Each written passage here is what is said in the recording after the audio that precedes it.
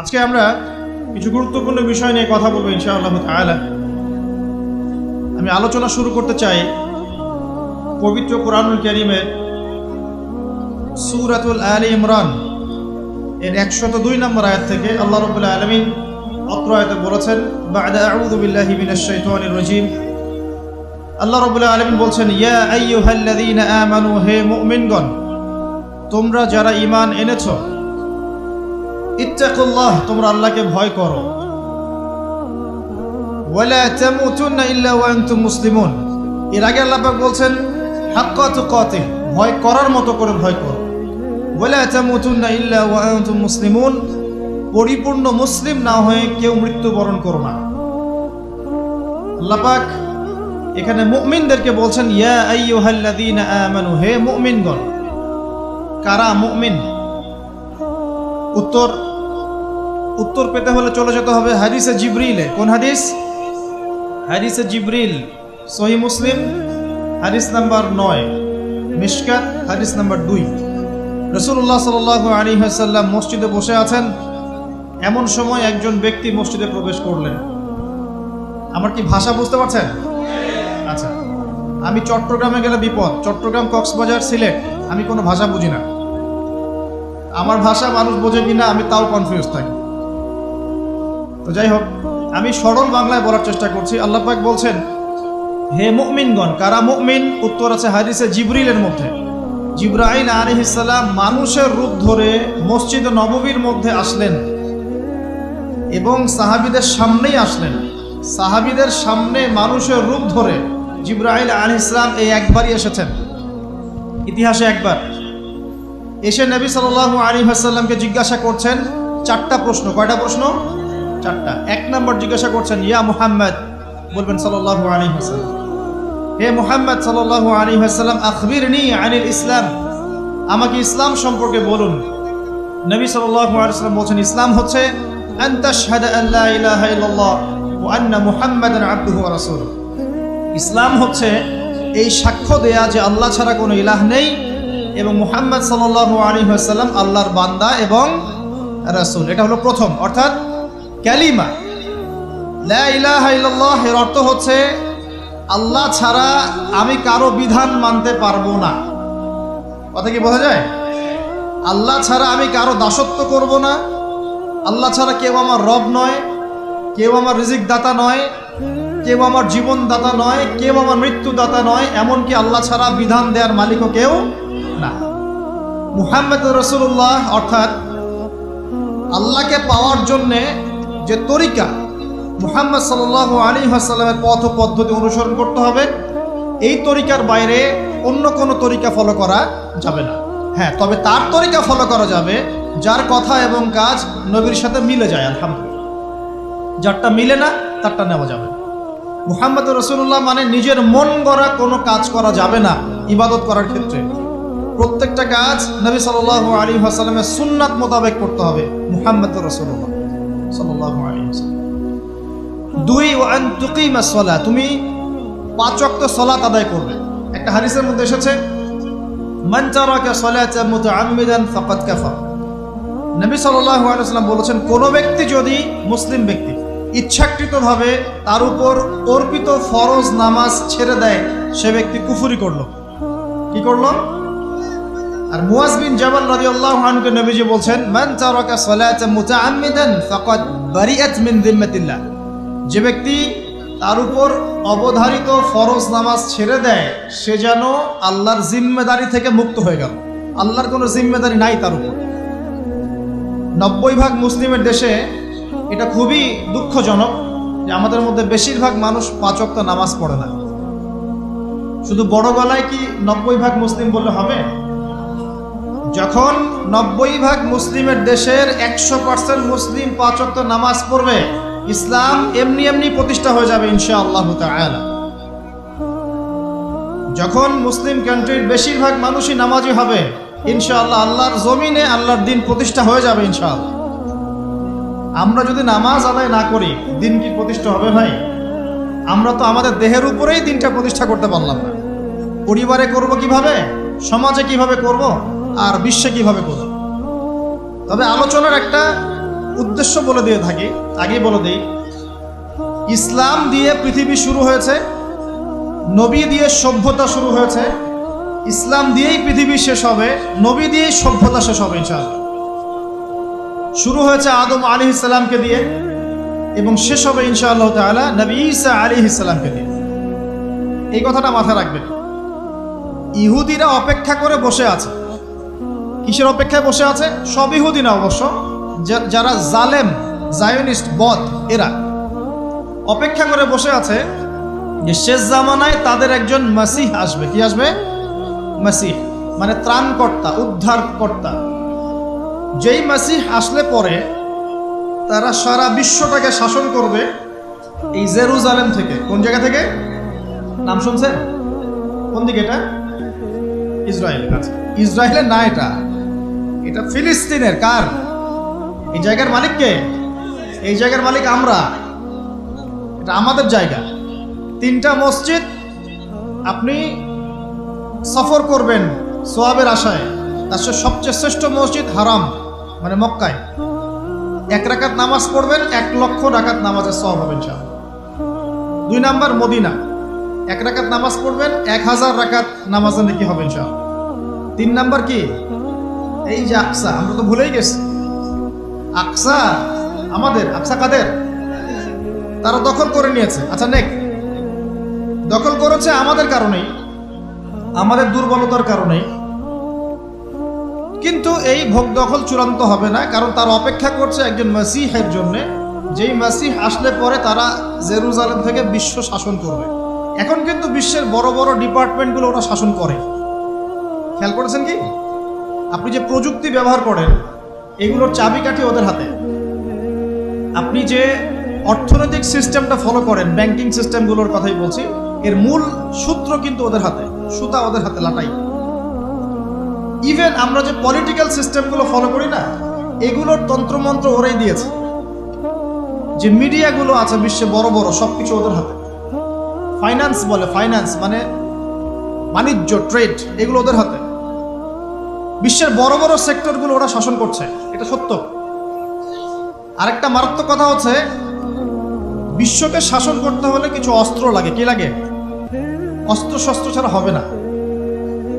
একটা দেশের সাথে একটা দেশের মনে করেন খারাপ সম্পর্ক, এখন একটা দেশের কাছে আছে দাকুরাল, আর একটার কাছে আছে পারমাণবিক অস্ত্র। কে জিতবে? যার কাছে যত ভারী অস্ত্র আছে, শক্তিশালী, তার দাপট তত বেশি। তো এইসব বড় বড় মারণাস্ত্রগুলো, যেগুলোকে আমরা বলি নিউক্লিয়ার ওয়েপেন্স অথবা বলি থার্মোনিউক্লিয়ার ওয়েপেন্স, এগুলো ওদের হাতে। মাসিহ আসলে পরে তারা বিশ্ব শাসন করবে, এটা ওদের যে তালমুদ এই গ্রন্থের মধ্যে লেখা আছে। এবং তারা মনে করে যে এই দাজ্জালই হচ্ছে মাসিহ, তারা মনে করে। আর আমরা জানি হাদিস থেকে এই দাজ্জাল সত্যিকারের মাসিহ নয়। সত্যিকারের মাসিহ কে? ঈসা আলাইহিস সালাম। আল্লাহ পাক ঈসা আলাইহিস সালামের হাতে এই মিথ্যা মাসিহকে মেরে ফেলবেন প্যালেস্টাইনের বাবেলুদ নামক জায়গায়। কোন জায়গা? বাবেলুদ, হাদিসে বর্ণিত আছে। এবং তাকে মারার পরে নবী ঈসা আলাইহিস সালাম সেখান থেকে পুরো বিশ্বে আবারও ইসলামিক একটা খিলাফা কায়েম করবেন ইনশাআল্লাহ তাআলা। এটা হচ্ছে ইসলামের গন্তব্য, এটা হবেই। পৃথিবীর যত পরাশক্তিগুলো আছে এরা সবাই যদি ঐক্যবদ্ধ হয়ে যায় এবং এই ভবিষ্যৎবাণীটাকে মুছে ফেলতে চায়, কশ্চিনকালেও সফল হবে না ইনশাআল্লাহ। কারণ এটা বলেছেন কে? স্বয়ং আল্লাহ এবং তার রাসূল মুহাম্মদ সাল্লাল্লাহু আলাইহি ওয়াসাল্লাম। এটা আমাদের গন্তব্য, এটা সুসংবাদ দিয়ে শুরু করলাম। এখন আল্লাহ পাক আমাদেরকে বলছেন, হে মুমিনরা, তোমরা আল্লাহকে ভয় করো। ইমানদার কারা বোঝাতে গিয়ে হাদিসে জিবরিল আসছে। জিবরাইল আলাইহিস সালাম এসেছেন, জিজ্ঞাসা করছেন ইসলাম কাকে বলে। নবীজি বলছেন আগে কালিমা, তারপরে সালাত। তো সালাতের কথা বলতে গিয়ে ওখানে চলে গিয়েছিলাম। আমরা যদি ইসলামের বিজয় দেখতে চাই তাহলে সবাইকে 5 ওয়াক্ত নামাজ পড়তে হবে। রাজি আছেন তো? আজকে থেকে 5 ওয়াক্ত নামাজ ছাড়বেন? স্পেশালি যুবক ভাই যারা আছো, তোমাদের তারুণ্য আছে, রক্তের উদ্যম আছে, তোমরা চাইলে অনেক কিছুই করতে পারো। অনেক বার্ধক্যে উপনীত হওয়া মানুষ নামাজ পড়তে চায় কিন্তু পড়তে পারে না। তরুণদের কাছে আল্লাহ পাক সুযোগ দিয়েছেন। আর ইসলামের বিরোধী শক্তি যারা আছে তারা খুব ভালো করেই জানে কিন্তু যে ইসলামের বিজয়ে সবচেয়ে বড় ভূমিকা রাখতে পারে তরুণ সমাজ, যুবক সমাজ, যুব সমাজ, তরুণ প্রজন্ম। এ কারণেই তো দেখবেন তরুণ প্রজন্মকে তাদের উদ্দেশ্য থেকে সরিয়ে দেওয়ার জন্যে তারা আপনার সামনে অনেকগুলো টোপ দিয়ে দিয়েছে। দেখাবো টোপ কয়েকটা। 1 নম্বর টোপ দিয়েছে মেয়ে নারী জাতি, মেয়েদেরকে বেপর্দা করে তোমার সামনে উপস্থাপন করে দিয়েছে, ফ্রি মিক্সিং। এখন তুমি আর ঈমান ধরে রাখতে পারছো না। এটা পরিকল্পিত ছিল, কারণ আল্লাহ পাক বলছেন যুজ্জিনা লিন-নাস হুব্বুশ শাহাওয়াতি মিনান নিসা। মানুষের জন্য সবচেয়ে যে আকর্ষণীয় বিষয়গুলো তার মধ্যে 1 নম্বর হচ্ছে মহিলা, মানে মেয়ে, নারী জাতি। এটা আমাদের কাছে সবচেয়ে আকর্ষণীয়। আল্লাহ পাকের সবচেয়ে সুন্দর সৃষ্টিকে মানুষ না, মানুষের মধ্যে আল্লাহ পাকের সবচেয়ে শ্রেষ্ঠ সৃষ্টিকে নারী জাতি। আল্লাহ পাক তাদেরকে সুন্দর করে সৃষ্টি করেছেন, তাই নয় কি? এই কারণে পুরুষদের সবচেয়ে আকর্ষণের জায়গা কোনটা? নারী জাতি। এই কারণে মেয়েদেরকে বেপর্দা করে তোমার সামনে ছেড়ে দেওয়া হয়েছে। জেনা বেড়েছে, ব্যভিচার বেড়েছে, ফ্রি মিক্সিং বেড়েছে, ধর্ষণ বেড়েছে, এই যে হারাম প্রেমের সম্পর্কগুলো বেড়েছে। যুবকেরা তাদের জীবনের উদ্দেশ্য ভুলে গেছে। আমার কথা কি বুঝতে পারছেন? আচ্ছা, এটা 1 নাম্বার। 2, মাদক। যুবকদের সামনে মাদকের সহজলভ্যতা। চাইলেই হাত বাড়ালেই মাদক, হাত বাড়ালেই ইয়াবা, হাত বাড়ালেই ফেন্সিডিল, হাত বাড়ালেই হেরোইন, তাই না? কথা ঠিক না বেঠিক? যদি কেউ চায় যে আমি আজকে রাত্রে মাদক খাবো, সে পারবে, হাত বাড়ালেই পারবে। এখনকার সমাজ এমন, যদি কেউ চায় যে আজকের রাত্রে আমি পতিতালয়ে গিয়ে রাত কাটাবো, সে পারবে। 500 টাকা 1000 টাকার বিনিময়ে মানুষ এখন জেনা করতে পারে না? 5 টাকা 10 টাকা 50 100 টাকা দিয়ে মানুষ এখন ইয়াবা কিনে খেতে পারে। আর যারা সীমান্তবর্তী অঞ্চলে আছেন তারা আরো ভালো জানেন আমার কথা কতটুকু সত্য কতটুকু মিথ্যা। যুবকদের সামনে মাদক এমনি দেওয়া হয় নাই। উদ্দেশ্য কি? তোমার দ্বারা ইসলামের বিজয় সম্ভব ছিল। মাদক সেবন করাই তোমাকে সরাই দিয়েছে ওই রাস্তা থেকে। কথা বুঝতে পারছো? খুব সতর্ক। 3 নাম্বার, জুয়া। তোমার সামনে জুয়া দিয়ে দিয়েছে। জুয়া, ফুটবল বিশ্বকাপ হইলে জুয়া, IPL হইলে জুয়া, BPL হইলে জুয়া, ফুটবল ফিফা হইলে জুয়া। জুয়া খেলে না মানুষ। আর যে যুব সমাজ তাদের জীবনের উদ্দেশ্য জানে না, তাদের পক্ষেই সম্ভব এইসব মেসি, আর্জেন্টিনা, ব্রাজিল এইসব নিয়ে ব্যস্ত থাকা। যারা নিজেদের জীবনের উদ্দেশ্য জানে তাদের জন্য কোশ্চিনকালেও এখানে সময় নষ্ট করা সম্ভব না। দুনিয়ার জীবনটা কি খেলতামাশা? দুনিয়ার জীবনটা কি খেলতামাশার জন্য? আল্লাহ পাক যে হায়াতটা দিয়েছেন, ধরেন 50, 60 বা 100 বছর, এই হায়াতটা কে দিয়েছেন? এই সময়টার মালিক কে? তাহলে আল্লাহ যদি সময়ের মালিক হয়, আমি কেন সময় 1 ঘন্টা অপচয় করবো ওখানে বসে বসে? এই সময়টাকে আমার নাকি? সময়টা আমার বাপের নাকি? সময়টা কার? আল্লাহর দেওয়ার সময় আমি টিভি সেটের সামনে বসে বসে 1.5 ঘন্টা নষ্ট করে ফেললাম। খেললো 2টা দল আর তালি বাজাচ্ছে, আমি মাশাআল্লাহ। কালকে দেখলাম কক্সবাজার থেকে আসার সময় রাস্তা ব্লক, পুরা একটা দল জিতেছে, পুরো রাস্তা ব্লক, হাঁটা যাচ্ছে না, মিছিল, পাগলের মতো মানুষ মোটরসাইকেলে ছুটছে, গাড়ি নিয়ে ছুটছে, সিগারেট খাচ্ছে, আরো যে কি খাচ্ছে, মেয়ে নিয়ে ঘুরছে, আর একটা পতাকা নিয়ে ঘুরছে। যে দেশের পতাকা নিয়ে ঘুরছে ওই দেশ জানেও না মনে হয় যে এই দেশে এই আমার সাপোর্টার আছে। হ্যাঁ, আর খেয়াল করে দেখবেন এই আয়োজনগুলো এখন করানো হচ্ছে মুসলিম দেশগুলোকে দিয়ে। মানে মুসলমানদের অবস্থা দেখলে এখন মনে হচ্ছে সুবহানাল্লাহ,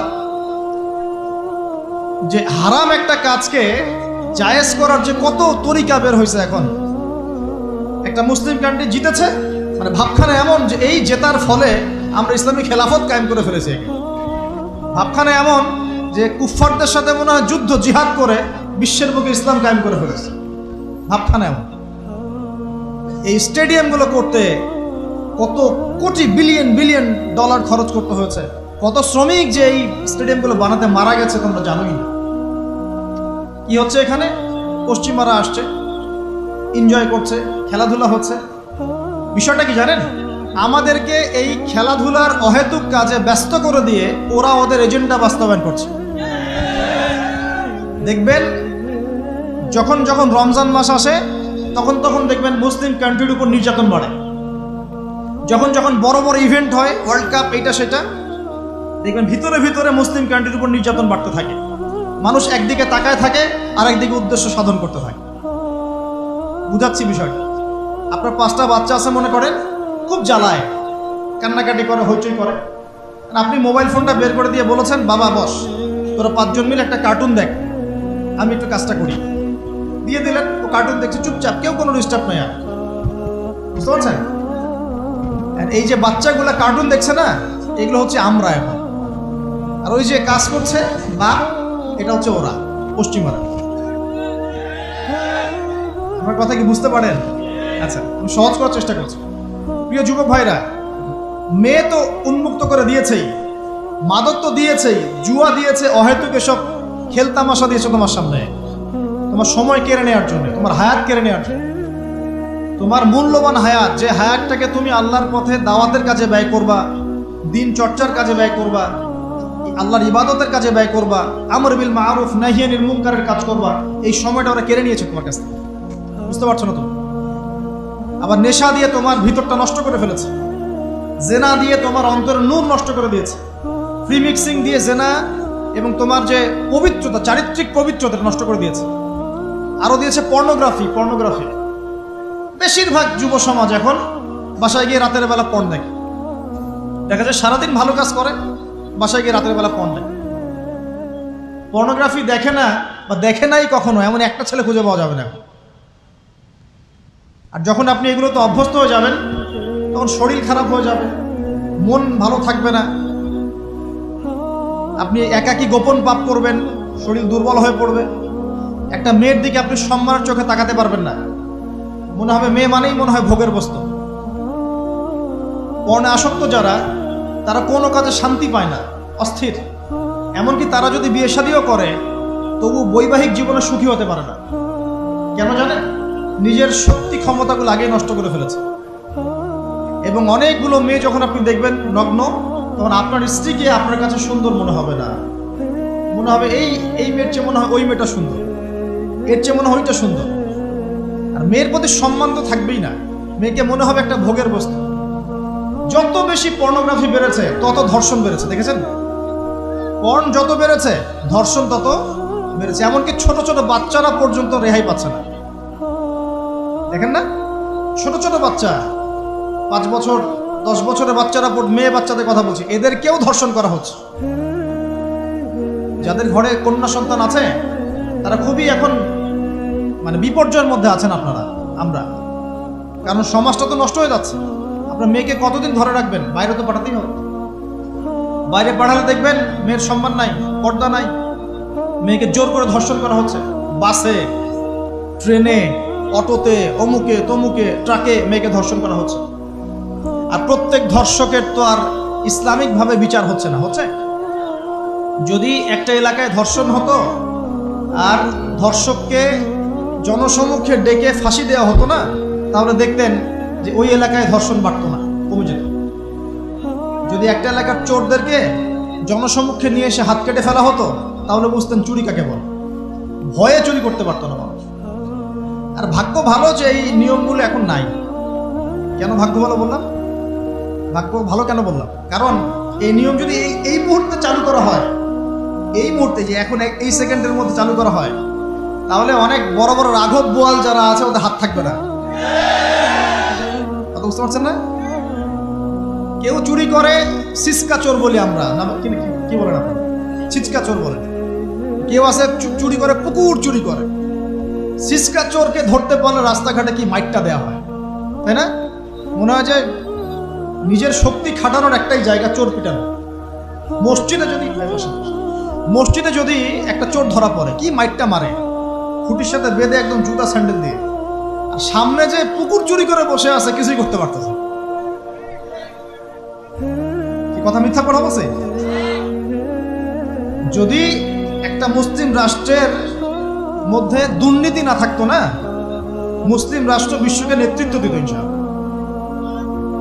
যদি কোনো মুসলিম রাষ্ট্রের মধ্যে দুর্নীতিটা না থাকতো না, তাহলে দেখতেন ওই রাষ্ট্র অবশ্যই বিশ্বকে নেতৃত্ব দিত ইনশাআল্লাহ। এমন অনেক অমুসলিম রাষ্ট্র আছে যেগুলো অমুসলিম হওয়া সত্ত্বেও ওদের মধ্যে কোনো দুর্নীতি নাই। জানেন? আল্লাহ পাক আমাদের সবাইকে পরিপূর্ণ মুসলমান হওয়ার তৌফিক দান করুন। দেখেন আল্লাহ পাক বলেছেন উদখুলু ফিস সিলমি কাফা, তোমরা পরিপূর্ণরূপে ইসলামে প্রবেশ করো। এখন আমি যদি নামাজও পড়ি, আবার ঘুষও খাই, এদিকে রোজাও রাখি, আবার সুদও খাই, আবার এদিকে আমি হজমরাও করি, অন্যের সম্পদ আত্মসাৎ করি, মাপে কমও দেই, মজুদদারি করি ইত্যাদি, আমি কি পরিপূর্ণ মুসলিম? আমি কি উদখুলু ফিস সিলমি কাফার উপর আমল করতে পেরেছি? আর আল্লাহ পাক এখানে বলছেন ওয়ালা তামুতুন্না ইল্লা ওয়া আনতুম মুসলিমুন, পরিপূর্ণ মুসলমান না হয়ে তোমরা মৃত্যুবরণই করিও না। করলেই সমস্যা। পরিপূর্ণ মুসলমান না হয়ে মারা গেলেই সমস্যা। কি সমস্যা? ওই যে আল্লাহ পাক বলবেন মান রব্বুক, বলবে লা আদরি, আমি তো জানি না, কারণ পরিপূর্ণ মুসলমান হয়নি তো, আল্লাহর সাথে শিরক করেছে। আল্লাহ পাক বলবেন মা দীনুক, বলবে লা আদরি, আমি জানি না। মা দীনুক উত্তর কেমন করে দিতে পারবে? ইসলামের কিছু অংশ মানে, কিছু অংশ মানে না। ইসলামের কিছু অংশ মানে, নামাজ, রোজা, হজ, যাকাত, তাসবিহ, তাহলিল সবই মানে, কিন্তু সুদ ছাড়তে হবে, ঘুষ ছাড়তে হবে, জেনা করা যাবে না, মদ খাওয়া যাবে না, দুর্নীতি করা যাবে না, মানে না। তাহলে মা দীনুক কি উত্তর দিবে? মান নবিয়ুক, কে নবী? উত্তর কিভাবে সম্ভব? নবীর সুন্নতি তো নাই গায়ের উপরে, চেহারায় নাই, কাপড়ে নাই, চলাফেরায় নাই, ওঠা বসায় নাই, ইবাদতে থাকলেও অর্থনীতির মধ্যে নাই, অর্থনীতির মধ্যে থাকলেও সংস্কৃতির মধ্যে নাই, সংস্কৃতিতে থাকলেও সমাজে নাই। নবীর সুন্নত কি খালি ঘরে তসবিহ টেপার মধ্যেই? মানে আমরা খালি সুবহানাল্লাহ সুবহানাল্লাহ পড়বো এটাই সুন্নত, দাড়ি ছেড়ে দিব এটাই খালি সুন্নত, টাকনোর উপরে কাপড় পরবো এটাই কি খালি সুন্নত? সমাজের মধ্যে সুন্নত নাই, অর্থনীতির মধ্যে সুন্নত নাই, ব্যবসা বাণিজ্যের সুন্নত নাই, চাকরি বাকরিতে সুন্নত নাই, পরিবারের সুন্নত নাই, সংস্কৃতির মধ্যে সুন্নত নাই, আর রাষ্ট্রের কথা বললাম না, ওটা বাদ দেন, ওটা এই যুগে সম্ভব না। ইল্লা মাশা আল্লাহ, যদি আল্লাহ পাক না চান। ওইদিকে আমি কথাই বলতে যাচ্ছি না, আমি সমাজ পর্যন্তই আছি, এর উপর যাচ্ছি। তো প্রিয় ভাইয়েরা, যুবক ভাইদের কথা বলে আমি সামনে যাব। 1 নাম্বার কি বলেছি, তোমরা সতর্ক থাকবে মেয়ে থেকে। কি থেকে? মেয়ে থেকে 100 হাত দূরে। 100 হাত মানে আমি বলি, পরামর্শ দেই, আমি তোমাদের ভাইয়ের মতো, ছোট হই আর বড় হই, আর আমাকে এইসব আল্লামা শায়েখ এইসব বলার দরকার নাই। আমি একদম তালেবে ইলম, এখানে বড় বড় অনেক আলেম ওলামায়ে কেরাম আছেন, আমি খুব বিব্রত বোধ করছি কথা বল। আমি জানি যে হকপন্থী ওলামায়ে কেরাম যারা, তারা আমাদের মতো অনলাইনেও আসেন না, ফেসবুক ইউটিউবে ভিডিও পাবেন না, এমনও আলেম বাংলাদেশে আছেন জানেন, যারা বহু আলেম তৈরি করছেন, মাদ্রাসা খেদমত করছেন। তো তাদের সামনে আমাদেরকে যখন এইভাবে টাইটেল দেন, লজ্জা লাগে, বিব্রত বোধ করি। শেখার কোনো শেষ নাই। আমি একসময় মনে করতাম যে আমি যখন ইন্টারমিডিয়েটের পর থেকে চর্চা করা শুরু করছি, অনার্স মাস্টার্স পর্যন্ত, মনে করছি যে হ্যাঁ, মনে হয় ইসলাম সম্পর্কে ভালোই জানছি। তারপর যখন কওমি আলেমদের কাছে পড়তে শুরু করলাম, বলি এগুলো ভিতরের কথা, খোলামেলা বলি, গল্প করছি আপনাদের সাথে, রাগ করছেন নাকি? তখন বুঝলাম যে বিগত 5-7 বছরে তো আমি কিছু পড়াশোনা করছি বলে মনে হচ্ছে না। যেমন একটা হাদিস শো করে বললাম যে ওস্তাদ, এই যে আল্লাহ রাসূল সাল্লাল্লাহু আলাইহি ওয়াসাল্লাম বলেছেন যে একজন মুমিন ব্যক্তি আর একজন মুমিন ব্যক্তির আয়না স্বরূপ। কি স্বরূপ? আয়না স্বরূপ। তো আমি যদি অনলাইনে কোনো ভাইয়ের ভুল ধরিয়ে দেই সমালোচনার মাধ্যমে, তাহলে কি আমি হাদিসের উপর আমল করলাম না? তখন ওস্তাদ মিটিমিটি হাসছেন, বলছেন যে তোমার তো টুকটাক অ্যারাবিক গ্রামারের বেস ভালোই, তোমার কি মনে হয়? আমি বললাম যে আমার কাছে তো এটাই মনে হচ্ছে যে আমি যদি সমালোচনা করি, আমি তো আমর বিল মারুফ নাহি আনিল মুনকারের কাজই করলাম। তো তিনি বলছেন আসলে এই হাদিসের ব্যাখ্যা এমন হয়। কেমন ব্যাখ্যা? তুমি কি খেয়াল করো নাই? আমাকে বলছে তুমি কি খেয়াল করো নাই, তুমি যখন আয়নার সামনে গিয়ে দাঁড়াও, তখন আয়না কিন্তু তোমার সাথে কথা বলে না, আয়না নীরব থাকে, স্থির থাকে, কিন্তু তোমার দোষ ত্রুটি কোথায় আয়না কিন্তু দেখিয়ে দেয়। মনে করেন, বুঝাচ্ছি, মনে করেন আপনার গাল কেটে গেছে, আপনি আয়নার সামনে দাঁড়িয়েছেন, আয়না কিন্তু আপনাকে বলে দিবে না এই যে তোমার গাল কাটা, এই ছেলে তোমার গাল কাটা, হ্যাঁ এই মেয়ে, এই ছেলে তোমার এই সমস্যা ওই সমস্যা, বলবে? চুপচাপ থাকবে, আয়না দেখিয়ে দিবে আপনার ভুলটা কোথায়। তিনি আমাকে হাদিসের ব্যাখ্যা শিখাচ্ছেন, বলছেন যে একজন মুমিন ভাই যদি কোনো ভুলের উপর থাকে, তো তুমি সঠিকটা আমল করে ওর সামনে দাঁড়িয়ে দেখিয়ে দিবে যেটা সঠিক। বুঝলাম, যতদিন যাচ্ছে আমি বুঝতে পারছি যে আসলে এই জ্ঞানের সমুদ্র যে কত গভীর, 100 বছর হায়াত দিলেও মনে হয় শেষ করতে পারবো না। প্রিয় যুবক ভাইরা, নসিহত করছি, সেটা হচ্ছে যে দিনের জ্ঞান অর্জন করতে হবে। জ্ঞান অর্জনের কোনো বিকল্প নাই। আর জ্ঞান অর্জনের জন্য শুধুমাত্র ফেসবুক, ইউটিউব যথেষ্ট নয়। এগুলো কনস্ট্রাকটিভ কোনো মাধ্যম নয়, বরং ফিতনা ছড়াবে এগুলো কিন্তু বেশিরভাগ ক্ষেত্রে ফিতনাই ছড়াচ্ছে। আপনার কাছে মনে হচ্ছে হয়তো যে অনেক কিছু লাইভ হচ্ছে, আমরা পাচ্ছি, হ্যাঁ, অনলাইনের মাধ্যমে জানছি, হ্যাঁ ঠিক আছে, স্বীকার করি ভালো আছে, কিন্তু মন্দটা অনেক বেশি। এর মধ্য দিয়ে আলেমে আলেমে বিভক্তি হয়ে গেছে। এর মধ্য দিয়ে একে অপরের সাথে আমাদের সম্পর্ক নষ্ট হয়ে যাচ্ছে। গীবত, তহমত, সমালোচনা, কাদা ছড়াছড়ি সংস্কৃতি বাড়ছে, ঐক্য বিনষ্ট হচ্ছে, অনেক সমস্যা হচ্ছে। আর এগুলো কনস্ট্রাকটিভ সিলেবাস নয়। সিলেবাস আপনাকে ওলামায়ে কেরামের কাছে এসে জানতে হবে। আমি বলছি 1 নাম্বার কোরআন থাকবে। আপনাদের জেনারেলদের জন্য বলছি, কারণ আপনাদের জন্য এটা এত সহজ হবে না। মাদ্রাসা যারা পড়া শুরু করেছেন ছোটবেলা থেকে তাদের জন্য সহজ, আপনাদের জন্য এত সহজ নয়। সিলেবাসগুলো জেনে রাখেন। কোরআন পড়তে হবে আগে, পবিত্র কোরআনের বিশুদ্ধ তেলাওয়াত শিখতেই হবে, এবং প্রত্যেক দিন চেষ্টা করবেন 1 পৃষ্ঠা 2 পৃষ্ঠা, আধা পারা 1 পারা করে তেলাওয়াত করার জন্য। তেলাওয়াতের কোনো বিকল্প নাই, প্রত্যেক হরফে 10 নেকি পাবেন ইনশাআল্লাহ। এরপরে এর ভাষা আছে, কোরআনিক গ্রামার আছে, নাহু সরফ। আর এই বইগুলো আপনি একা পড়তে পারবেন না। এই বইগুলো পড়তে হলে ওস্তাদ লাগবেই। এক একটা বই 2 বছর করে পড়তে হইতে পারে, পড়তে হবে। যদি আপনি কোরআন জানতে চান, বুঝতে চান, পড়তে হবেই। আর যদি মনে করেন না আমার এত জানা বোঝার দরকার নাই, সেটা আলাদা বিষয়। তখন আপনি ওলামায়ে কেরামের কাছে গিয়ে জিজ্ঞাসা করে মাসআলা নিয়ে নেবেন। এখানে একটা কথা বলে দিই, এখন আবার একটা নতুন আমি ফিতনাই বলবো বের হয়েছে যে আলেম ওলামার প্রয়োজন নাই, কোরআন হাদিস বাসায় পড়বা, নিজে একা একাই মুস্তাহিদ হয়ে যাবা। অনেক দিনী ভাইকে দেখছি আমি, যুবক, ইয়াং, তার আগে বিপদগামী ছিলেন, হেদায়েত হয়ে ইসলামের দিকে এসেছেন, এখন প্রথমেই সহিহ বুখারী টান দিয়ে পড়াশোনা করতে। কে বললো আপনাকে প্রথমে সহিহ বুখারী পড়তে? আপনি কি এক লাভ দিয়ে এই মেডিকেল সায়েন্সের বই পড়তে যাবেন? এত কঠিন কঠিন বই আগে কেন? এই বইগুলো পড়তে ওলামায়ে কেরামের 15-20 বছর সময় লাগে। 15-20 বছর সময়, 15 বছর বেশি বলে ফেলছে। আমাদের মতো হলে 20 বছর লাগে। কঠিন বই আগে না, আগে সহজ বইগুলো পড়তে হতো। তো ভাবখানা তখন দেখা যায় এমন, কয়েকটা হাদিসের কিতাব পড়ে, কোরআনের কিছু অনুবাদ করে, আলেম ওলামার আর দরকার নাই, কোনো মাযহাবেরও দরকার নাই, আমি নিজে একাই মুস্তাহিদ। এটা একটা ফিতনা চলছে। তো আমি বুঝাচ্ছি আপনাকে, একটা মাসআলা ধরেন আপনার সামনে আসলো, মনে করেন ওই যে আমি পেপার মানি নিয়ে কথা বলেছিলাম না, কাগজের টাকা, এরপর আসছে ক্রিপ্টোকারেন্সি। কি আসছে? নাম শুনেন নাই? ইলেকট্রনিক মানি তো চলে আসছে, যে ইলেকট্রনিক মানি দিয়ে আপনারা লেনদেন করছেন না, এরপরে আসবে ক্রিপ্টোকারেন্সি। ক্রিপ্টোকারেন্সি মানে বিটকয়েন। এগুলো ভবিষ্যৎবাণী না, কিন্তু কিছু মানুষ মনে করে এগুলো ভবিষ্যৎবাণী। এগুলো ভবিষ্যৎবাণী না, এগুলো বর্তমান। অলরেডি পৃথিবীর কিছু কিছু দেশে চলে আসছে, হয়তো বা এদেশেও অচিরে আসবে। তো মনে করেন এখন আপনি একজন সাধারণ মানুষ, ক্রিপ্টোকারেন্সি কি জিনিস আপনি বোঝেন না। এখন আপনি একজন আলেমের কাছে আসলেন, এসে বললেন যে হুজুর, ক্রিপ্টোকারেন্সি কি জিনিস আমি বুঝি না, এটা হালাল না হারাম, জায়েজ না জায়েজ, কতটুকু রাখা যাবে রাখা যাবে না, মাসআলা দেন।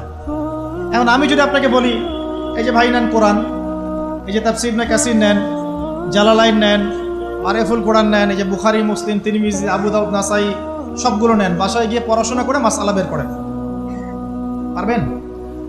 সম্ভব? সম্ভব কি? কে পারবে? যিনি মুস্তাহিদ।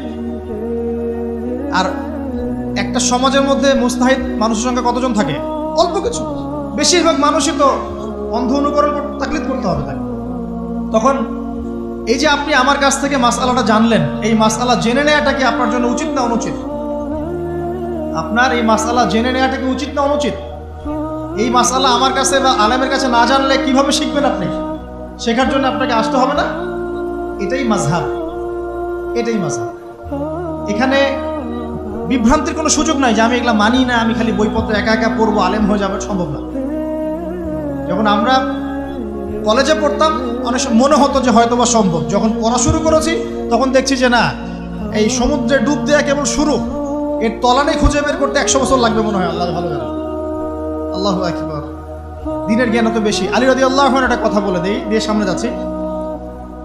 আলী রাদিয়াল্লাহু আনহু শেষ বয়সে বলছেন, তাকে প্রশ্ন করা হচ্ছে যে আপনার কি কোনো দুঃখ আছে জীবনে?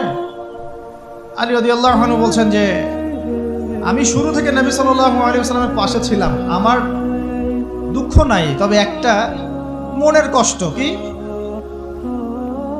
আমি যে জ্ঞানগুলো শিখেছি নবীর কাছ থেকে সাল্লাল্লাহু আলাইহি ওয়াসাল্লাম, সেই জ্ঞান বিতরণ করার জন্য কোনো পাত্র খুঁজে পেলাম না। কি গভীর কথা! যে জ্ঞান শিখেছি এটা বিতরণ করার পাত্রই খুঁজে পেলাম না। তাহলে পাত্র, আমরা তো পাত্র, জ্ঞান বিতরণ করবেন উলামায়ে কেরাম। পাত্র আমরা যদি পরিষ্কার না হই, জ্ঞান কিভাবে পাবেন? সম্ভব না। আরেকটা বিষয় বলে দেই, যখন আপনি জ্ঞানের চর্চায় মাঠে নামবেন, আল্লাহ পাক আপনার সম্মানার্থে ফেরেশতার পাখা আপনার পায়ের নিচে বিছিয়ে দিবেন ইনশাআল্লাহ।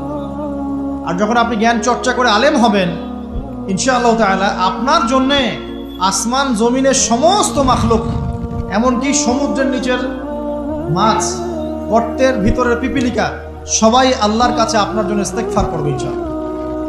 একটা হাদিসে নবীজি বলেছেন যে আকাশের চাঁদটাকে তোমরা যেমন দেখো উজ্জ্বল অন্য নক্ষত্রগুলোর তুলনায়, ঠিক তেমনি সাধারণ মানুষের উপরে একজন আলেমের মর্যাদা এমন। তো প্রিয় ভাইয়েরা, যুবক ভাইদেরকে বলছি, স্পেশালি আজকের লেকচারটা স্পেশালি তোমাদের জন্যই। এই ফাঁদগুলো থেকে বেঁচে থাকবে এবং এলেম অর্জন করবে। এলেম অর্জনের কোনো বিকল্প নাই, এবং এলেম অর্জনের জন্য সিলেবাস লাগবে।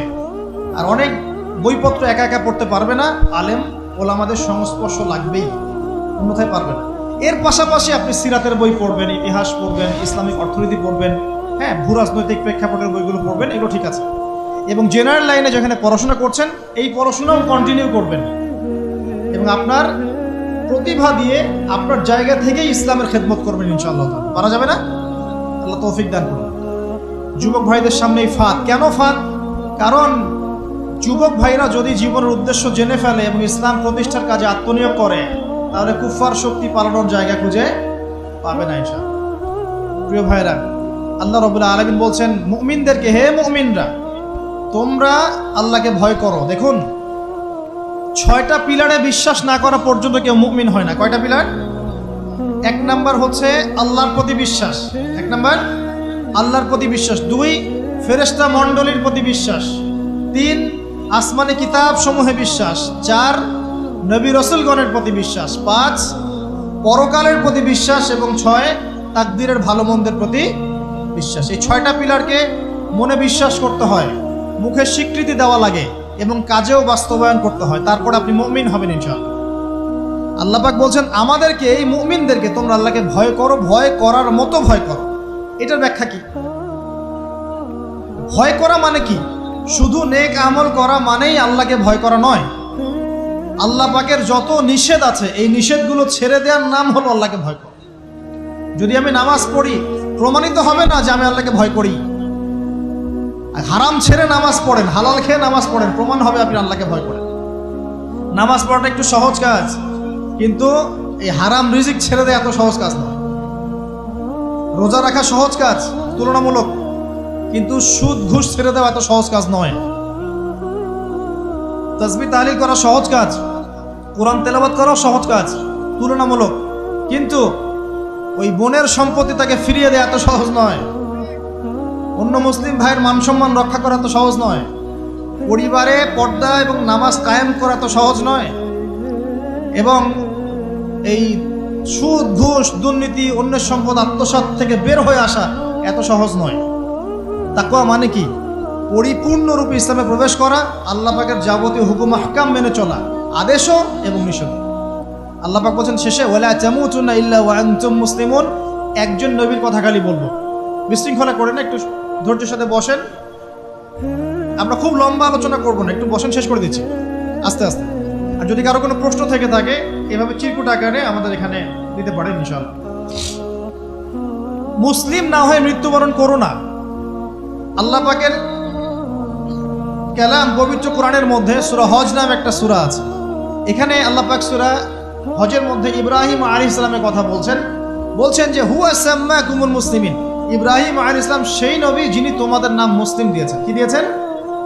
আচ্ছা, ইব্রাহিম আলাইহিস সালামের দুটো ঘটনা বলবো খালি, আমি আপনাকে ইসলাম দেখাচ্ছি কি জিনিস। দেখুন,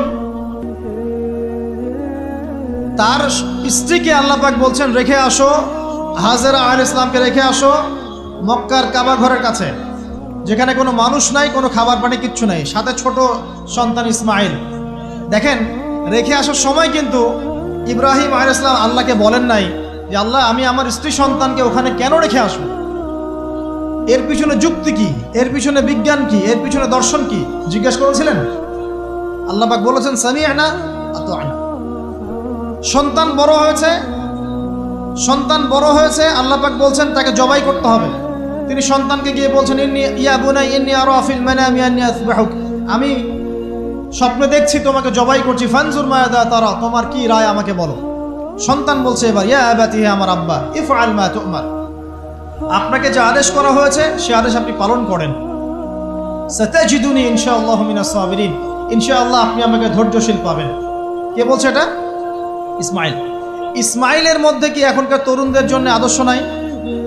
যে বয়সে ইসমাইল আলাইহিস সালাম বলছেন আব্বা আমাকে জবাই করে দেন, কোনো সমস্যা নাই, ইনশাআল্লাহ আপনি আমাকে ধৈর্যশীল পাবেন, ওই বয়সের আমাদের তরুণ প্রজন্ম, টিকটক প্রজন্ম, ওই বয়সে আমাদের তরুণ প্রজন্ম যে কিশোর গ্যাংয়ে যোগ দিয়েছে, জেনা করেছে, মাদক খাচ্ছে, জুয়া খেলছে, এই যে জার্সি গায়ে দিয়ে ঘুরে বেড়াচ্ছে। দেখেন, এই ওয়াজে আসার সময় দেখলাম যে কিছু ছেলে দাঁড়িয়ে আছে ওখানে, কি হচ্ছে ওখানে দাঁড়ায়, বক্তা এখন আসে নাই, সিগারেটের প্যাকেট থেকে সিগারেট বের করে টান দিচ্ছে ওখানে। বক্তা তো এখন আসেন, টান দিয়ে যায়, তারপর বসে। মাদক বলতে কি বোঝো তোমরা? খালি গাঁজা, ইয়াবা, ফেন্সিডিলি মাদক?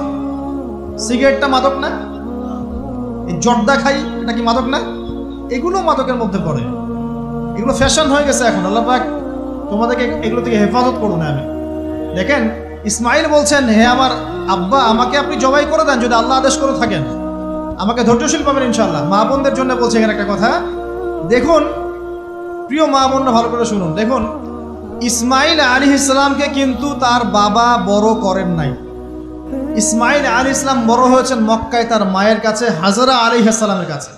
আর ইব্রাহিম আলাইহিস সালাম থাকতেন সিরিয়ায়, শামে, তার আরেক স্ত্রী সারা আলাইহিস সালামের সাথে। তিনি যাওয়া আসা করতেন। আর তখনকার যাওয়া আসা এত সহজ ছিল না, তখন কোনো মোটর যান ছিল না। তো দেখুন, যেমন মা তেমন সন্তান। কেমন মা? হাজরা আলাইহিস সালামকে বলা হচ্ছে যে তোমাকে এখানে রেখে যেতে আল্লাহ আদেশ করেছেন। তো হাজরা আলাইহিস সালাম বলছেন এখানে তো কোনো পানিও নাই, কোনো খাবারও নাই, আপনি এখানে আমাদেরকে একা ফেলে যাচ্ছেন। ইব্রাহিম আলাইহিস সালাম বলছেন আল্লাহর আদেশ, কিছু করার নাই। এখন হাজরা আলাইহিস সালাম বলছেন আচ্ছা যদি আল্লাহ আদেশ করে থাকেন তাহলে ইনশাআল্লাহ আল্লাহ আমাদের হেফাজত করবেন, আল্লাহর প্রতি আমি পূর্ণ তাওয়াক্কুল করলাম। কে বলছেন? হাজরা। এই হাজরা আলাইহিস সালামের দেখেন, এখানে তো কোনো খাবারই নাই, পানিও নাই, এক মশক পানি, একটু খাবার, দ্রুতই শেষ হয়ে গেল। শেষ হওয়ার পর তিনি ছোটাছুটি করছেন, suffer Marwa, suffer Marwa, suffer Marwa, কোথাও যদি একটু পানি পাওয়া যায়। কি তাওয়াক্কুল আল্লাহর প্রতি, ছোটাছুটি করছেন। বাচ্চা ইসমাইল কান্নাকাটি করছে। মায়ের এই ছোটাছুটি আল্লাহর কাছে এত পছন্দ হয়েছে, যতদিন হজ থাকবে এই হাজরা আলাইহিস সালামের স্মৃতির সাথে জড়িত এই সাই থাকবে। এবং এই ঘটনা আল্লাহর কাছে এত পছন্দ হয়ে গেল যে আল্লাহ পাক জিবরাইল আলাইহিস সালামকে পাঠিয়ে জামজাম কূপের পানি বের করে দিলেন, যেই কূপের পানি জীবনে কখনো শেষ হয় না, পানি খেলে খিদাও লাগে না। চিন্তা করে দেখেন, গ্যালন গ্যালন পানি যাচ্ছে, গ্যালনের পর গ্যালন জামজাম থেকে প্রত্যেক দিন। এমনকি মদিনায় গেলেও আপনি জামজামের পানি পাবেন, মসজিদে কুবায় গেলেও জামজামের পানি পাবেন। আর পৃথিবীর বিভিন্ন জায়গায় তো আমরা নিয়ে আসছি। শেষ হয়েছে? পানির স্তর 1 ইঞ্চি পর্যন্ত নিচে নামে নাই, নেমেছে? দেখেন, আল্লাহর প্রতি যখন মানুষ পূর্ণ তাওয়াক্কুল করে তখন আল্লাহর মারিফত নেমে আসে। যখন মানুষ আল্লাহর প্রতি পূর্ণ তাওয়াক্কুল করে ফেলবে তখন আল্লাহ পাক আধ্যাত্মিকত্ব দিয়ে দিবেন। এটা কি বিজ্ঞান দিয়ে ব্যাখ্যা করা যায়? একজন ফেরেশতা আসলো, পাখা দিয়ে আঘাত করলো, মাটি থেকে ঝর্ণা বের হওয়া শুরু হলো, এখনকার বিজ্ঞান বিশ্বাস করবে? কোনো যুক্তি দর্শন বিশ্বাস করবে? করবে না। এই যে মা, তাওয়াক্কুল কাটিনী মা, তার গর্ভ থেকে জন্ম নিয়েছে ইসমাইলের মতো সন্তান, যে বলছে আব্বা আমাকে জবাই করতে চাইলে করে দেন, কোনো সমস্যা নাই, আল্লাহর ইনশাআল্লাহ আপনি আমাকে ধৈর্যশীল পাবেন। এই জন্য বলি, আমাদের পরিবারের মায়েরা যদি হাজরা আলাইহিস সালামের মতো হতে না পারে, তাহলে ইসমাইলের মতো প্রজন্ম তৈরি হবে না। অতএব প্রিয় মা ও বোনেরা, একটা নসিহত যথেষ্ট আপনাদের জন্য, যে নিজেরা হাজরা আলাইহিস সালামের মতো আল্লাহর প্রতি পূর্ণ তাওয়াক্কুলকারী হয়ে যান। নামাজ ছাড়িয়েন না। কোনো মহিলা যদি মাত্র 4টা কাজ করতে পারে, নবী সাল্লাল্লাহু আলাইহি ওয়াসাল্লাম বলেছেন জান্নাতে যাওয়ার জন্য সবগুলো দরজা খুলে দেওয়া হবে। 1 নাম্বার, কোনো মহিলা যদি 5 ওয়াক্ত নামাজ পড়ে, এখানে শুধু ফরজ নামাজের কথা বলা হচ্ছে, নফলের কথাও বলা হচ্ছে না। 2 নাম্বার, যদি একজন মহিলা রমজান মাসে সওম রাখে, ফরজ সওম, ফরজ রোজা, নফল রোজার কথাও বলা হচ্ছে না। 3 নাম্বার, যদি মহিলা, একজন নারী যদি তার সতীত্বকে হেফাজত করতে পারে, পর্দা মেনে চলতে পারে। এই পর্দা বলতে আমরা ডিজিটাল বোরখা বোঝাচ্ছি না। পোশাকটা এমন হবে না যে পোশাক পরেও গায়ের কাঠামো কতটুকু আটোসাটোটা বোঝা যায়, এই বোরখা চলবে না। বোরখা এমন হবে না, পোশাক এমন হবে না যে বাহির থেকে ভিতরের অঙ্গ দেখা যায়, এই বোরখা চলবে না। পোশাক এমন হবে না যে পোশাকটা পুরুষদের পোশাকের সাথে সাদৃশ্য আছে, গেঞ্জি টি শার্ট পরা যাবে না। পোশাকটা এমন হবে না যেই পোশাকটা অমুসলিমদের সংস্কৃতির সাথে বা ধর্মীয় কালচারের সাথে সাদৃশ্য আছে, এমন পোশাকও চলবে না। যদি কোনো নারী 3 নাম্বার তার লজ্জাস্থানের হেফাজত করতে পারে, মানে শরঈ পর্দা মেনটেন করতে পারে। আর পর্দা করে যদি কলেজে গিয়ে আর ইউনিভার্সিটিতে গিয়ে সহি প্রেমে লিপ্ত হন, তাহলেও পর্দা হবে না। কথা বোঝাতে পারছি না মনে হয়? পর্দা করেও যদি ইউনিভার্সিটিতে গিয়ে গ্রুপ স্টাডি করতে হয় গায়রে মাহরামের সাথে, এই পর্দাও চলবে না।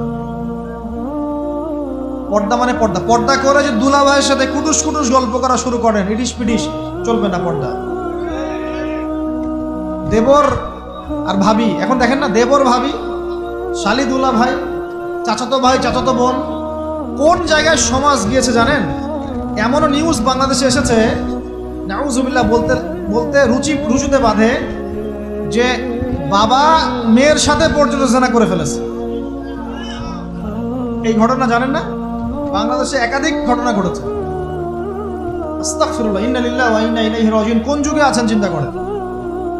কেউ কারো থেকে বাদ না, শিক্ষকের সাথে ছাত্রী, ছাত্রর সাথে শিক্ষিকা, বসের বস আর কলিগ, মহিলা কলিগ বস, মহিলা বস, পুরুষ কর্মচারী, হ্যাঁ, অমুক কর্মকর্তা, তমুক কর্মকর্তা। মাঝখানে একটা সিসিটিভির ফুটেজ ফাঁস হয়ে গেল, দেখলেন না কি হইল? মনে আছে? ভুলে গেছেন মনে হয়। একটা টাইটেল, একটি সিসি ক্যামেরা সারা জীবনের কান্না, মনে নাই? ভুলে গেছেন আপনারা? হ্যাঁ, এই যে মনে আছে। তো কে কার থেকে বাদ? ফুফাতো ভাই, চাচাতো বোন, হ্যাঁ, খালাতো বোন, খালাতো ভাই, মানে কাজিন, দেবর ভাবি, শালাদুল্লাহ ভাই, শালিদুল্লাহ ভাই, সব দেখবেন জেনা করতেছে না? পরকিয়া তো নিত্যদিনের ব্যাপার। পরকিয়া না করলে এখন পেটের ভাতই হজম হয়। বাসায় একটা স্ত্রী আছে, বাইরে 3-4টা মেয়ের সাথে টাঙ্কি মেরে বেড়াবে, কোনো সমস্যা নেই। সমস্যা কোথায় বলি? সমস্যা হচ্ছে, যদি আপনার স্ত্রী থাকে একজন নেককার বা সতীসাধী নারী থাকে, এবং তার পারমিশন নিয়ে যদি আপনি আরেকটা বিয়ে করতে যান, সমস্যা আছে। হালালভাবে বিয়ে করলে সমস্যা, বাইরে টাঙ্কি মেরে বেড়াবেন, কোনো সমস্যা নেই। বাসায় একটা স্বামী আছে, বাইরে আরো 2-4টা ছেলের সাথে ফোনে কথা বলে, কোনো সমস্যা নেই। আমরা এখন কি করি জানেন? আমরা জেনাকে প্রমোট করি, নগ্নতাকে প্রমোট করি, আর বিয়ে হালাল জিনিসগুলোকে আমরা ঢেকে দেই, বাধা দেই। বিয়ে করতে চান, দেখবেন বাধা পাবেন। জেনা করতে চান, বাধা পাবেন না। হ্যাঁ, বিশ্বাস করছেন না? বিয়ে করতে যে দেখেন খালি কত বাধা আসে। আর জেনা করতে চান, কোনো বাধা নেই। মদ খাইতে চান, কোনো বাধা নাই। লিগ্যাল কিছু পতিতালয় আছে আমাদের দেশে, লিগ্যাল, এবং তাদেরকে পতিতা বললেও মানুষ রাগ করে। এখন বলতে হবে যৌনকর্মী, সেক্স ওয়ার্কার। কেন? তাদের যদি এতই সম্মান দেওয়ার ইচ্ছা থাকে আমাদের, আমরা কি ওদেরকে হালাল কোনো কর্মসংস্থান দিয়ে এই পাপের পথ থেকে ফেরাতে পারি না? ঠুনকো আবেগ দেখো মিয়া, বাইরে খালি কিছু টাকা পয়সা ইনভেস্ট করে একটা প্রজেক্ট হাতে নিয়ে এই মেয়েদেরকে, মহিলাদেরকে যদি একটা ভালো কর্মসংস্থানের ব্যবস্থা করে, ওরা কি জেনা করবে নাকি? ও তো টাকার জন্য করে, পেটের দায়ে করে। কোনো মেয়ে কি চায় নিজের ইজ্জত মানুষের কাছে বিক্রি করতে? কোনো মেয়ে চায় না। প্রিয় দিনী বোনেরা, পোশাক এই 4টা মূলনীতি মেনে চলবেন।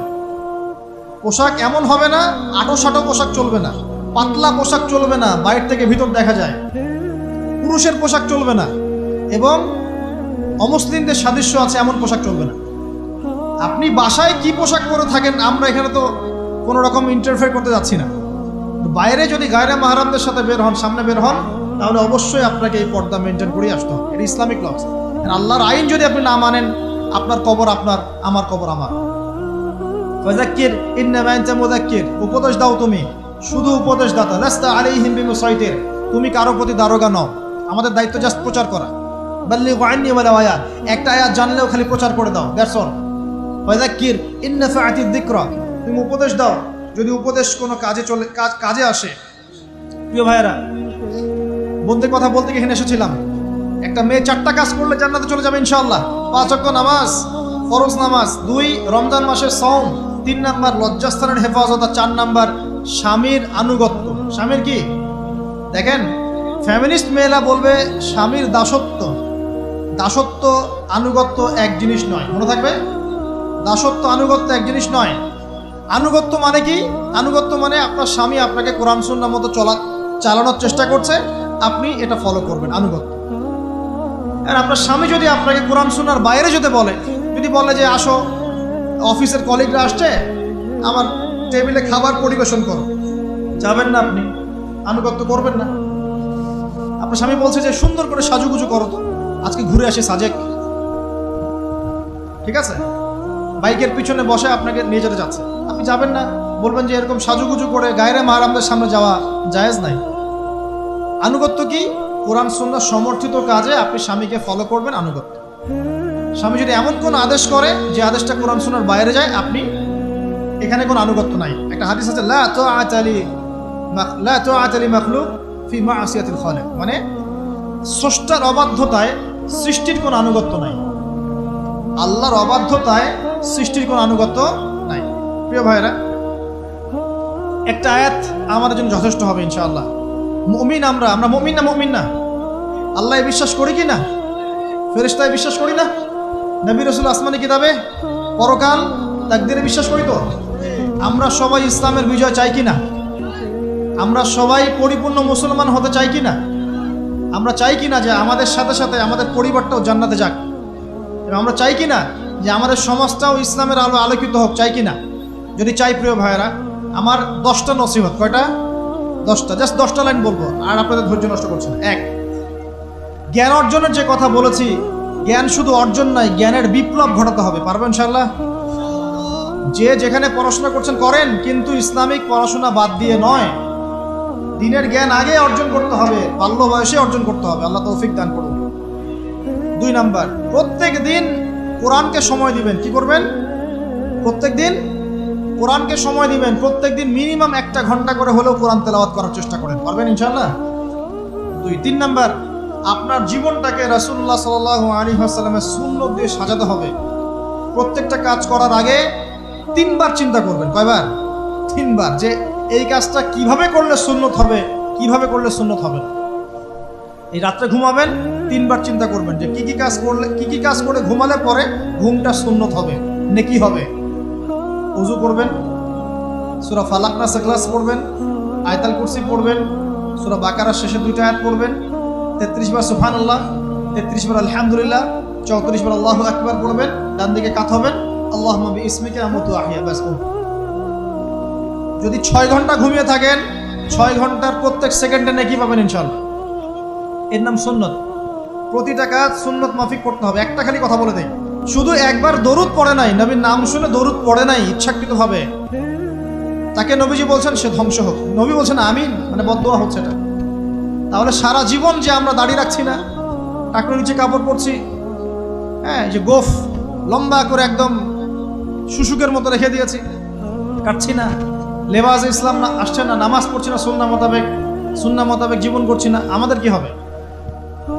আমরা কি নবী সাল্লাল্লাহু আলাইহি ওয়াসাল্লামের সুপারিশ পাবো? কবরে তাকে দেখালে উত্তর দিতে পারবো? পারবো ইনশাআল্লাহ। কখন? যখন আমরা পুরো জীবনটাকে নবীর সুন্নাহ মতো ঢেলে সাজাবো ইনশাআল্লাহ। সূরা আল ইমরানের মধ্যেই আছে, কুল ইন কুনতুম তুহিব্বুনাল্লাহ ফাত্তাবিউনি। আল্লাহ বলছেন, হে নবী বলে দিন, তোমরা যদি আমার ভালোবাসা চাও, আল্লাহকে পেতে চাও, তাহলে নবীকে অনুসরণ করো, আমাকে অনুসরণ করো। আল্লাহ পাক কি করবেন? ইউহিব্বুকুমুল্লাহ, আল্লাহ পাক তোমাদেরকে ভালোবাসবেন। ইয়াগফির লাকুম যুনুবাকুম, আল্লাহ পাক তোমাদের সমস্ত গুনাহ মাফ করে দেবেন ইনশাআল্লাহ। আল্লাহু গফুরুর রহিম। 3 নাম্বার বলেছি ভাই, নবীর সুন্নাহ মতো জীবন গড়েন। 4, একটা হালাল রিজিক অন্বেষণ করেন, হারামে যাবেন না। ওয়াদা করেন যে না খেয়ে মরে গেলেও হারাম রিজিকে যাবেন না। পারবেন তো ইনশাআল্লাহ? আল্লাহ পাক তৌফিক দান করুন। 5 নাম্বার, পরিবারের আদর্শ হবে জান্নাতি আদর্শ। পরিবারের মধ্যে অনইসলামিক কোনো কালচার ঢুকতে দিবেন। টিভিটা আছে না পরিবারে, আসার মানে আছে ভেঙে দিবেন। যদিও বা টিভির চেয়ে ডেঞ্জারাস জিনিস এখন আমাদের হাতেই থাকে। টিভি তো তাও মানুষ সবাই একসাথে বসে দেখতো, যে যার মতো দেখতে পারতো না। একটা নাটক সিনেমা দেখলেও সবাই মিলে দেখতে হতো। এখন তো ফোন, সবার ঘরে ঘরে একটা পৃথিবী, সবাই ঘরে ঘরে যে যার মতো দেখছে আর কি। টিভি ভেঙে আর কি করবো, বাদ দেন, থাক, টিভি আর ভেঙে। আচ্ছা, আর পরিবারে পর্দা থাকতে হবে। ছোটবেলা থেকে সন্তানদেরকে কোরআনের শিক্ষা দেওয়া লাগবে, তালিম থাকতে হবে পরিবারে। পরিবারে হালাল রিজিক থাকতে হবে। একটা কথা বলি, পরিবারে মেয়েদের প্রতি, স্পেশালি মেয়েদের প্রতি নরম থাকবেন, কঠিন হয় না। কারণ আমার অভিজ্ঞতা থেকে বলছি ভাই, নারী জাতির প্রতি কঠিন হয়ে কোনো ফায়দা নেই। যত কঠিন হবেন তত সমস্যা। আর এই ব্যাপারে আপনার চেয়ে আমার অভিজ্ঞতা 1 ধাপ বেশি, মাত্র 1 ধাপ। আচ্ছা, 5টা। 6 নম্বর হচ্ছে ইসলামিক কিছু ফাউন্ডেশন বা অ্যাসোসিয়েশন গড়ে তোলার চেষ্টা করেন। এদের কাজ হবে ইসলামের সৌন্দর্যগুলো দিয়ে সমাজ সেবা করা। পারা যাবে না? ওই যে হিলফুল ফুজর নবী সাল্লাল্লাহু তৈরি করেছিলেন না? আচ্ছা, এটা শুধু ফাউন্ডেশন হতে হবে জরুরি না, এটা প্রতিষ্ঠানও হতে পারে, একটা মসজিদের উদ্যোগে হতে পারে, মাদ্রাসার উদ্যোগে হতে পারে, বা সামাজিক সংগঠনও হতে পারে, যার উদ্দেশ্য হচ্ছে ভালো কাজ করা। এই যে শীতকাল আসছে, এই শীতকালে আমরা ইনশাআল্লাহ তাআলা পুরো দেশব্যাপী, এই শীতকালে ইনশাআল্লাহ আমরা চেষ্টা করব পুরো দেশব্যাপী শীতার্ত মানুষের মধ্যে বিনামূল্যে কম্বল বিতরণ করা। পারা যাবে না ইনশাআল্লাহ? সমাজ কল্যাণমূলক কাজ করলে কি হবে জানেন? সমাজের মানুষের কাছে ইসলামের সৌন্দর্য ফুটে উঠবে এবং ওই হাদিসের উপর আমল হবে। যদি আপনি কোনো মুসলিম ভাইয়ের একটা কষ্ট দূর করে দেন, আল্লাহ পাক আপনার একটা কষ্ট দূর করে দেবেন। আপনি যতক্ষণ মুমিন বান্দা মুসলিম ভাইয়ের পাশে থাকবেন, আল্লাহ পাকও আপনার সাহায্যে আপনার পাশে থাকবেন ইনশাআল্লাহ। আল্লাহ পাক তৌফিক ইনায়াত করুন, আমিন। আর কি, আমর বিল মারুফ নাহি আনিল মুনকারের কাজ করবেন। প্রত্যেক মাসে কিছুটা সময় আল্লাহর রাস্তায় দেওয়ার চেষ্টা করেন। 1 দিন হোক, 2 দিন হোক, 3 দিন হোক, 7 দিন হোক, আপনি চেষ্টা করেন আল্লাহর পথে সময় দেওয়ার জন্য। এটা 7। 6টা বললো না 7টা বললো? 8 নাম্বার, আলেম ওলামার সোহবত লাগবে। একা একা চলা যাবে না। আপনি যে আলেম ওলামাদেরকে হক্কানি মনে করেন, আপনার দৃষ্টিতে তাদের কাছেই আপনি পড়ে থাকেন, কোনো সমস্যা নেই। পরামর্শ ভিত্তিক চলবেন এবং আলেমদের মাঝখানে বিভক্তি সৃষ্টি করবেন না, ঐক্যবদ্ধতার চেষ্টা করবেন। আল্লাহ তৌফিক দান। আর 2টো হচ্ছে, আপনার পরবর্তী প্রজন্ম, বাচ্চা কাচ্চা যারা আছে, তাদেরকে এখন থেকেই পরিপূর্ণ মুসলমানের মতো গড়ে তুলবেন। আইডল দিবেন। তোমাদের আইডল হচ্ছে ওমর রাদিয়াল্লাহু আনহু, তোমাদের আইডল খালিদ বিন ওয়ালিদ, তোমাদের আইডল আলী রাদিয়াল্লাহু আনহু, তোমাদের আইডল আবু বকর সিদ্দিক, তোমাদের আইডল হচ্ছে তারিক বিন জিয়াদ, মোহাম্মদ বিন কাসিম। এই যে আপনাদের এই এলাকায়, চিটাগাং এলাকায় কত আলেম ওলামা ওলিয়া উলিয়ার পদচারণা ঘটেছে জানেন? ইতিহাস পড়ে দেখবেন, আপনি ইতিহাস পড়তে পড়তে শেষ করতে পারবেন। সেই মুঘলদের আগে পর্তুগিজরা, তার আগে আরো মানুষ এসেছে, আরো বণিকরা এসেছে, সুফি দরবেশরা এসেছেন, পীর সাহেবরা এসেছিলেন, বড় বড় আল্লাহর ওলিরা এসেছেন, আসেন নাই? অনেক যুদ্ধ বিগ্রহ, জিহাদ হয়েছে এখানে। এমনি এমনি তো ইসলাম পায়নি এই এলাকার মানুষ। ইসলাম এখানে প্রচার করা হয়েছে, প্রতিষ্ঠা করা হয়েছিল। ইবনে বতুতাও এখানে এসেছিলেন। হিস্ট্রি পড়ে দেখেন। তো আমাদের পরবর্তী জেনারেশনকে শেখাতে হবে আমাদের শেকড় কোনটা, আমাদের শেকড় ওদেরকে চেনাতে হবে। পারবো না ইনশাল্লাহ? আর সবশেষ কথা হচ্ছে ভাই, যে আমাদের মা বোনদেরকে খাস পর্দায় রাখার চেষ্টা করেন, কোনোভাবেই যেন তাদের ইজ্জত আবরু কেউ সম্ভ্রম নষ্ট করতে না পারে। আল্লাহ পাক আমাদের সবাইকে এই আদর্শগুলো মেনে চলতে তৌফিক ইনায়াত করুন, আমিন। أقول قولي هذا أستغفر الله لي ولكم ولسائر المسلمين بارك الله لنا ولكم بالآيات الحكيم إنه تعالى جواد كريم